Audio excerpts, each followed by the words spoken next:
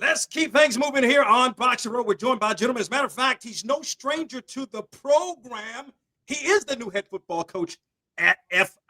And you're going to remember him, of course, from Alcorn State as the offensive coordinator, Prairie View A&M, and Florida A&M, where he was the head football coach. Last year, he was the running backs coach at Duke. FIU 1-0 on the season after the win over Bethune-Cookman. Willie Simmons, again, the head football coach at FIU, joining us here on the program. What's good, Coach Simmons? I'm doing well. How's it going? Great to see you, man. Yeah, it's good to see you. Like I was saying to you before, I was trying to catch up with you for a cup of coffee while you were here in Durham at Duke, and then you only were here for a cup of coffee, so we didn't get to connect, but very happy for you. Let me start with the game. You had gone against, I guess you had gone against Raymond Woody a couple of years ago when you were the head coach at FAMU, his first season at Bethune. Your thoughts on FIU's victory over Bethune-Cookman? Yeah, it was a good win to start the season. First home game, great turnout, even though we had an hour, 15-minute lightning delay. So I was really impressed with the turnout from the student body, from the fans. I think it helped that FAMU was playing the next day, so there were even some Rattlers in attendance supporting me and probably rooting against Bethune. So, but no, it was a good game to start the season. Did some great things in many aspects, but also there's some things we got to work on and improve upon if we want to be the team we're capable of being. So great opportunity to come out and really get a lot of experience for some guys who hadn't played college football. We had 13 guys catch passes. I think 8 or 9 of those guys, that was their first ever college catch. And so we're still a relatively young team in some areas of inexperience. So it was a good opportunity to get those guys some quality game experience as we go into week 2. 6 touchdowns in the game, all rushing by you. As a former quarterback, no passing touchdowns. Any concerns there? Well, no, I mean, the goal is to put the ball across the white line, however you do it. So whether it's a rushing touchdown, passing touchdown, it doesn't matter to us. Obviously, there were some opportunities we had in the passing game that I think we missed, whether it was a misread, a missed throw, a route, a protection issue. So, again, there's some things that we got to clean up and work on. We'll be efficient passing the football. We have a quarterback that can get the job done. We have some talented wide receivers. So again, I have no concerns about us not throwing a touchdown pass.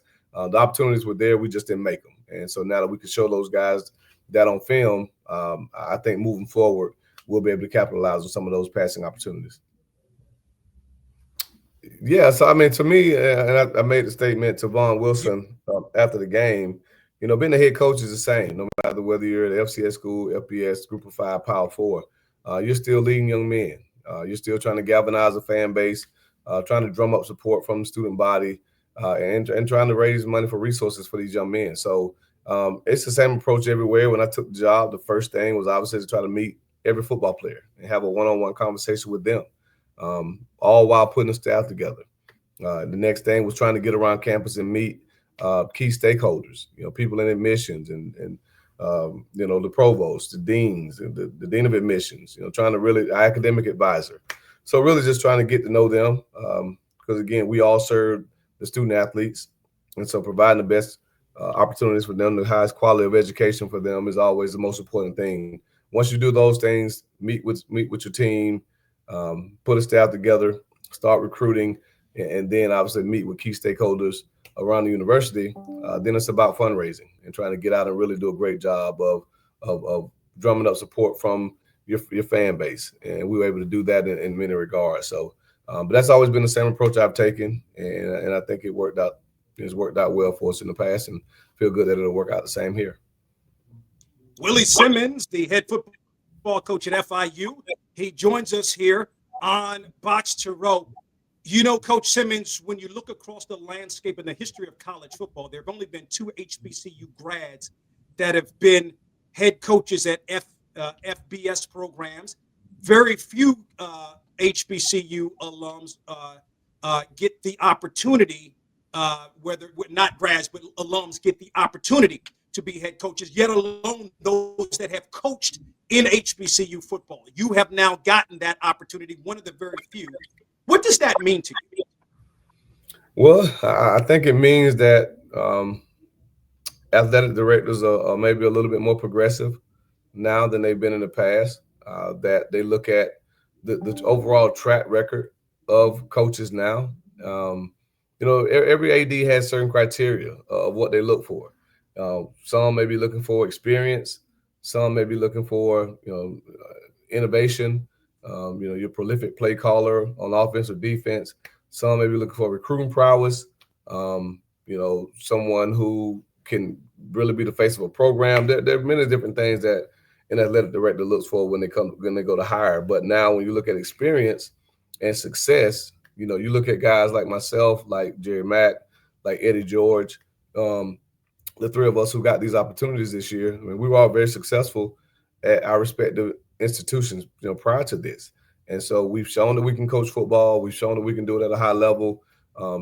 Tennessee State made a deep playoff run last year.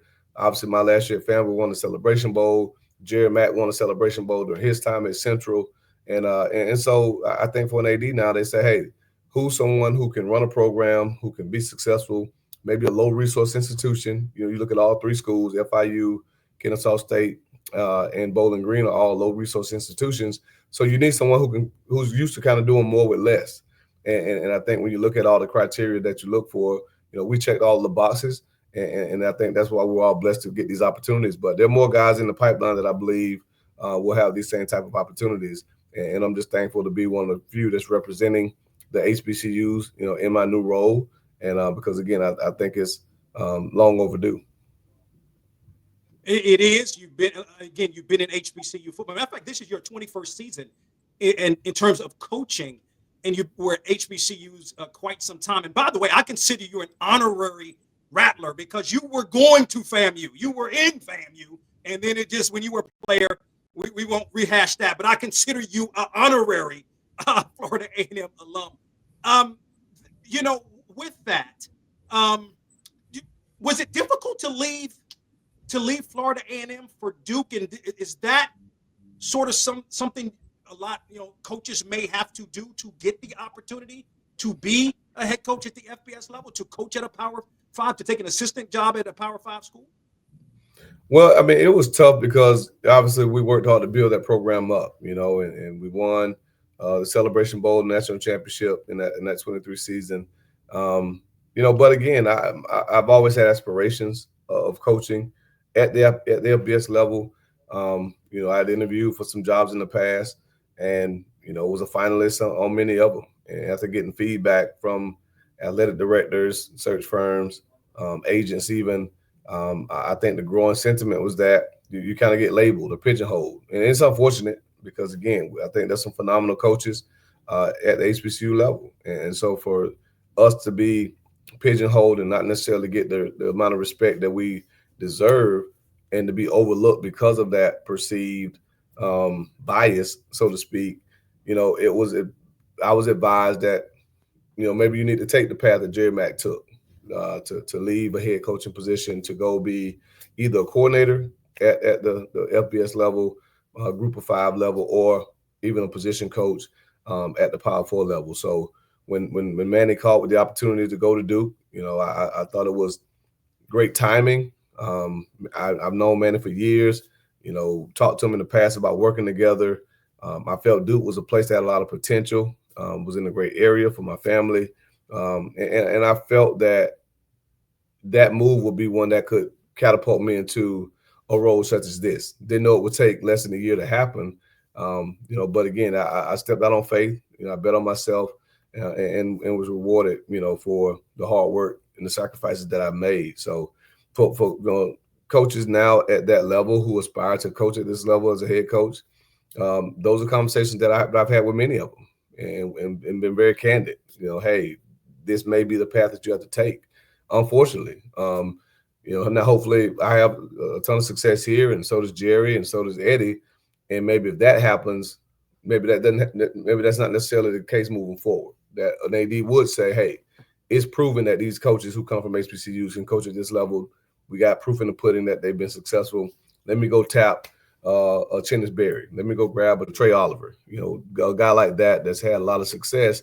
Let me go grab those guys and bring them up and give them an opportunity to coach at this level. So hopefully we're trailblazers. But obviously that's a mantle that we got to be willing to carry. And knowing Jerry, knowing Eddie, knowing Prime, we all feel comfortable and confident carrying that mantle to hopefully represent the HBCU space and continue to bring awareness to the job that many coaches are doing at that level.